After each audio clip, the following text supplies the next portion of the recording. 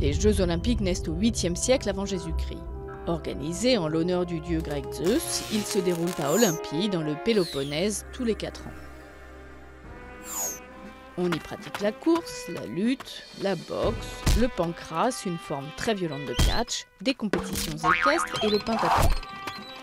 Les Jeux antiques sont délaissés après la conquête de la Grèce par les Romains en 146 avant Jésus-Christ et abolis en 393 après Jésus-Christ par l'empereur Théodose Ier. Olympie tombe dans l'oubli, ravagée par les tremblements de terre et les inondations. Il faut attendre 1500 ans pour que les Jeux olympiques modernes voient le jour, en 1896 à Athènes. 280 sportifs venant de 13 nations participent à cette première édition. Sous l'impulsion du Français Pierre de Coubertin, fondateur du Comité olympique international en 1894, les Jeux reprennent de l'envergure. Dès 1900, les femmes sont autorisées à y participer.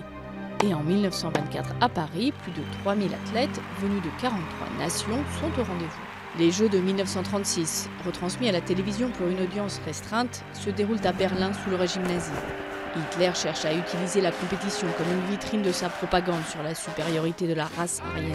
Mais l'histoire retient surtout la performance de l'Afro-américain Jesse Owens, quadruple médaillé d'or. Les JO de 1960 à Rome sont retransmis en direct en Europe. Dès 1964, la planète entière en profite.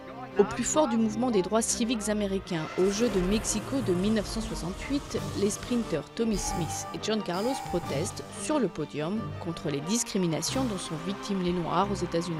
On leur retire leurs médailles, mais leur geste inspire une génération d'athlètes noirs.